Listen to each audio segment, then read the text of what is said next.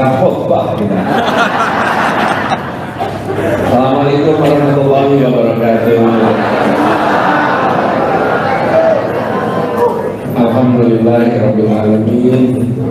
Wassalatu wassalamu ala asyrofil anbiya'i wal mursalin sayyidina wa habibina wa maulana Muhammadin wa ala alihi wa ashabihi ajma'in. Amma ba'du. Bapak-bapak, Ibu, teman-teman seperjuangan yang saya hormati, alhamdulillah pada malam hari ini kita bisa berjumpa bersama dan sebuah silaturahmi yang luar biasa. Bagi saya pulang ke Jogja itu selalu rasanya pulang kampung. Jadi senang sekali kita kembali di sini. Dan saya tidak cerita, tapi saya ketika dengar bahwa pertemuannya itu di gedung PDHI ini tempat ini bersejarah karena di gedung inilah ayah ibu saya resepsi pernikahan. Jadi semua keluarga kami kalau mantu pasti pakai gedung PDHI. Jadi PDHI itu, jadi saya belum lahir gitu. Jadi saya tidak ikut menyaksikan ya. Tapi betul ayah ibu saya menikah dan menikahnya tentu di Kuningan, tapi gedung mantunya di sini di gedung PDHI ini. Jadi masa kecil saya memang banyak main di depan sini. Dan itulah cerita masa lalu. Tapi kita berkumpul di sini untuk menengok ke depan. Kita ke depan, kita ingin membuat Indonesia kita lebih baik untuk semuanya. Nah, terima kasih semuanya yang sudah memilih untuk terlibat langsung. Bapak Ibu sekalian, tahun 2024 adalah persimpangan jalan bagi bangsa Indonesia. Kita harus menentukan rute mana yang dipilih, jalan mana yang diambil, kendaraan mana yang akan di depan, dan pengemudinya siapa yang akan diamanati. Itu akan terjadi di tahun 2024. Karena itu, Bapak Ibu sekalian, kita di sini memilih untuk menyatakan siap ambil tanggung jawab. Boleh tepuk tangan untuk semua yang mendengar. Begitu juga dengan saya, Bapak Ibu sekalian. Saya ini alhamdulillah tugas di Jakarta sudah selesai. Dan rasanya semua yang kita rencanakan sudah berhasil kita laksanakan. Allah memberikan bantuan, membukakan pintu-pintu jalan keluar yang sering sekali kami tidak menduga. Tanpa pertolongan Allah 5 tahun di Jakarta itu tidak akan bisa seperti kemarin. Kami rasakan itu. Jadi, dan ketika tugas di Jakarta hampir purna, 2 minggu sebelum tuntas, kami dapat amanat baru menjadi seorang calon presiden. Dan amanat ini tidak mungkin dijalankan sendirian. Jadi ketika ibu bapak bekerja dengan nama relawan yang macam-macam ini semua, sebenarnya bapak ibu sedang bekerja untuk membuat Indonesia lebih baik. Kita kerjanya sama-sama. Saya sering analogikan sebagai sebuah perhelatan. Dalam sebuah perhelatan perjamuan ada yang nampak, ada yang tidak nampak.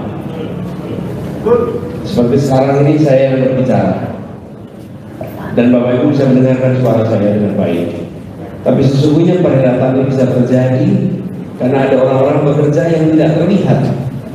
Itu kalau petugas sound system mematikan amplifier, selesai acara ini. Selesai. Betul ya? Selesai. Kalau yang pegang listrik itu matikan lampunya jeblek gitu, bubar acaranya. Banyak Bapak Ibu sekalian yang bekerja tidak terlihat tapi dirasakan dampaknya. Sama seperti perjuangan ini. Saya berada di depan pegang mikrofon, tapi yang sesungguhnya membuat perubahan yang bisa terjadi adalah Bapak Ibu sekalian yang bekerja di belakang layar. Bapak Ibu yang menyalakan, menjangkau tetangga, menjangkau teman, menjangkau warga yang lain, betul tidak? Kan tidak mungkin. Kalau misalnya tidak ada mikrofon ini, saya sudah paling satu-satu Bapak Ibu. Dengan ada mikrofon ini maka saya ngomong semuanya mendengarkan. Itulah sebuah kerja bersama. Jadi amanat yang sedang diembankan ini dibawa sama-sama. Insya Allah orang baik, niat baik, jalan baik, Allah bukakan pintu. Jadi saya ingin titip pada semua beberapa hal. Ini mumpung kita ketemuan semua ini. Ini nama relawannya kan macam-macam. Betul kan? Pesan yang akur, bila yang akur, melihat satu sama lain sebagai teman seperjuangan.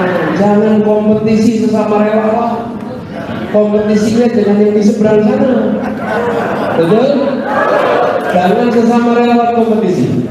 Ya, kalau kebetulan ada si A ngundang, B, C, D ikut dukung. Okay? B punya acara, A, C, D yang lain ikut dukung. Ya. Karena saya menyaksikan dari masa-masa kemarin, bukan yang sekarang, sering sekali kegagalan itu terjadi karena apa? Satu sama lain tidak saling mendukung. Betul? Kita saling mendukung. Bahagianya relawan A adalah bahagianya saya. Gagalnya relawan A adalah gagalnya saya. Yuk kita sama-sama lakukan ini. Jadi yang akur saling support, itu pesan nomor satu. Kalau bisa itu dijaga sama-sama. Siap? Kemudian yang kedua, kita akan ketemu dengan begitu banyak orang. Begitu banyak orang.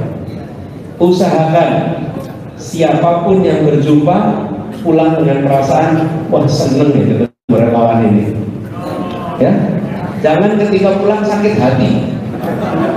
Ya, sakit hati. Pokoknya siapapun berjumpa dengan Bapak Ibu, walaupun pandangannya beda, pulangnya senang. Mudah-mudahan sama. Jangan buru-buru sama semua. Gak bisa. Sebagian orang itu perlu waktu untuk berubah pikiran. Betul? Kalau kepengen dia berubah pikiran, jangan diejek. Kalau udah diejek, udah habis itu makin bertahan, makin kaku, makin tidak mau berubah. Jadi pesannya sekalian, jangan pernah mengejek, jangan pernah menjelekkan yang lain. Seberapapun jeleknya, gak usah dijelekkan. Ya, gak usah dijelek-jelekan. Gak usah. Bapak Ibu, yang perlu menjelekkan itu, Bapak sekalian, ada yang berjelek. Kalau yang baik gak perlu menjelekkan, udah sampai kok. Iya dong. Kalau sudah baik, yakinlah kami menceritakan hal yang baik, kami menawarkan yang baik, gak usah menjelekkan yang lain. Betul? Bapak Ibu, kalau ini contoh nih, kalau ada barang bagus, ketika menceritakan barang bagus, gak usah dikatakan yang itu jelek, gak usah. Oh jarang ini jelas bagus kok. Betul kan? Nah, sesama jelek, boleh saling menjelekkan gitu. Jadi Bapak Ibu jangan ikut-ikutan menjelekkan ya. Gak usah nyindir-nyindir. Gak usah nyindir-nyindir. Pokoknya pesannya positif. Kenapa Bapak sekalian? Karena kalau Bapak Ibu nyindir, Bapak Ibu menjelekkan, pasti ikut peristiwa 2019. Pasti ikut peristiwa 2017. Pasti ikut peristiwa 2014. Nah sementara kita mau masuk tahun 2024, lupakan peta masa lalu, seberapa pahit pun itu, ya. Nggak usah. Coba kalau pakai nyindir-nyindir pasti ngomong masa lalu. Kalau menjelekkan pasti ngomong masa. Udah nggak usah. Walaupun dulu beda pendapat, nggak apa-apa. Sekarang kita mau bikin masa depan yang lebih baik untuk semuanya. Ya. Jadi itu pesan kedua tuh. Pesannya positif, tidak menjelekkan, siapapun yang ketemu pulangnya bahagia. Saya juga sering Bapak Ibu ketemu dengan orang yang Pak Anies saya tidak setuju dengan Bapak itu nggak kebinekaan, Bapak itu radikal. Ya kalau ada yang ngomong begitu, saya biasanya oh gitu ya. Barangkali iya ya. dan yang ngomong bingung. Terus gimana? Lah yang gitu dia malah bilang barangkali ya dia bilang. Ya, dan itu kan tanyakan, ada contohnya nggak ya? Nah begitu ditanya contohnya, baru dia pusing sendiri. Apa ya contohnya ya? Malah pusing. Tapi kalau coba saya jawab, enggak, saya toleran, saya mau. Terus dia langsung jawab saling tuding, nggak selesai. Jadi kalau ada begitu didengerin. Kalau kira-kira belum bisa dibantah, besok aja bantahnya. Kalau sudah kira-kira bisa dijelaskan, dijelaskan. Dan saya sering sampaikan, tidak usah pernyataan-pernyataan itu dibalas dengan pernyataan. Nanti tunjukkan kenyataan. Itu yang selalu disampaikan. Jadi saya nggak boleh tepuk tangan buat semua. Dan Bapak Ibu dalam menghadapi ini semua, ini perjalanan masih panjang. Pilpresnya bukan bulan depan, Bapak Ibu. Bukan bulan depan. Jadi nggak usah bikin rapat tiap malam sekarang. Rapat tiap malam 2 minggu lagi tepang, Bapak Ibu. Udah di situ terus ngos-ngosan, capek, ya. Nah, siapkan untuk perjalanan panjang. Tapi buatkan ukuran. Apa KPI-nya? Apa KPI-nya relawannya yang Bapak Ibu pimpin? Tidak mungkin tiap relawan KPI-nya sama. Harus ditentukan. Jangan sampai kita ini bergerak terus, tapi bergeraknya di tempat. Jalan di tempat itu tetap olahraga, tapi tidak mengalami kemajuan. Kalau tujuannya olahraga, tidak apa-apa. Tapi kalau tujuannya mendapatkan kemajuan, jalan di tempat itu tidak merupakan kemajuan. Nah, saya usul menghadapi tantangan kita ke depan, kita perlu memiliki 2 orang per TPS. Lihat itu. Berapa? 2 orang per TPS. Siap? Siap. Nah, yang ada di sini saling bantu. Ini kan wilayahnya jelas nih. Jawa Tengah, DIY. Yuk, nanti kerjakan sama-sama. Tapi kita harus memiliki 2 orang per TPS. Harus dilakukan. Dengan cara begitu, maka kita bisa mengamankan suara. Sudah kita ngajak orang pilih rame-rame, kerja mati-matian 16 bulan ke depan, selesai coblosan suaranya tidak diselamatkan. Suara bisa nguap tidak? Bisa, sandal aja bisa. Suara bisa nguap. Harus ada yang mengawasi, harus ada yang memastikan mutu, betul? Betul. Siapa yang bisa mengerjakan ini semua? Kita. Iya. Relawan yang bisa mengerjakan itu. Siap? Siap. Sanggup? Sanggup. Jadi pikirkan 2 orang per TPS. Itu ketika bilang 2 orang per TPS kelihatannya seperti gampang. Tapi itu menyiapkannya mulai dari sekarang. Mulai sekarang. Banjarnegara. Iya. Ada berapa TPS?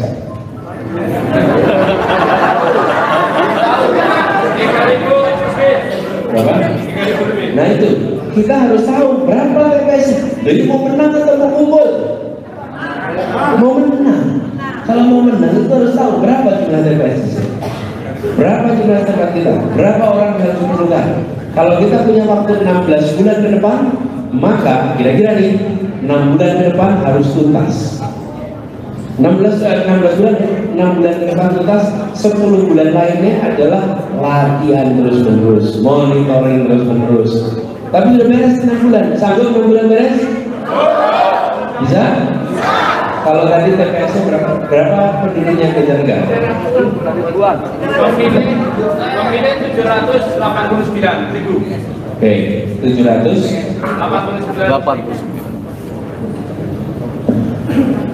Kalau per TPS 250, jadi kira-kira berapa? Sekitar 3.000 ya, persis 3.000. Jadi kalau 3.000 berarti Bapak Ibu harus mencari 6.000 orang relawan.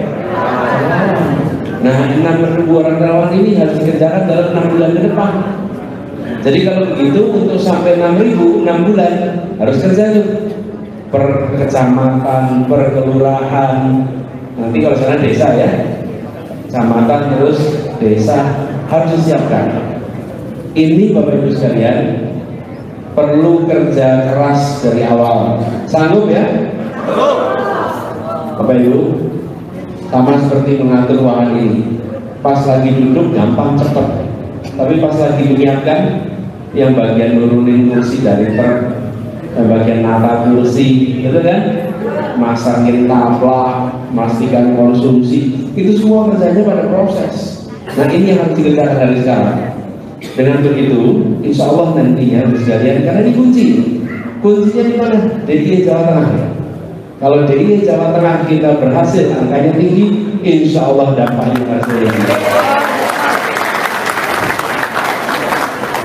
Kalau itu saya benar, ini DIY dan Jawa Tengah itulah kunci. Bila di sini kita bisa mendapatkan dukungan yang luas, insya Allah se-Indonesia dampaknya akan terasa.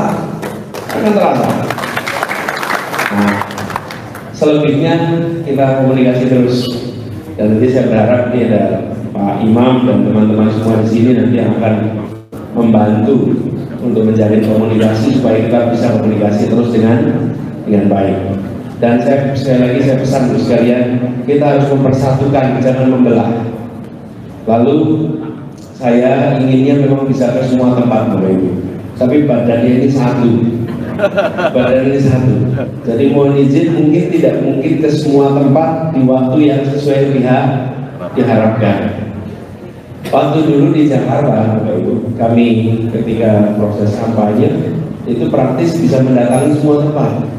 Karena satu sama lain jaraknya dekat. Kalaupun sampai terlambat ya nunggu sejam, 2 jam. Tapi kalau sekarang, kalau badannya lagi dari Papua sana, di Papua, dasar di Banjarnegara, nggak bisa langsung Pak. Nggak bisa langsung.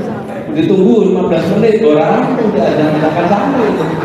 Jadi nggak akan mungkin. Nah, jadi saya mohon pada semuanya bantu menyampaikan bahwa ini adalah ikhtiar perubahan bersama. Belum tentu kita bisa berjumpa bersama, tapi insya Allah hati dan pikiran kita berjalan bersama-sama.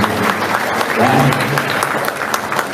Itu teman-teman sekalian, dan saya sampaikan terima kasih.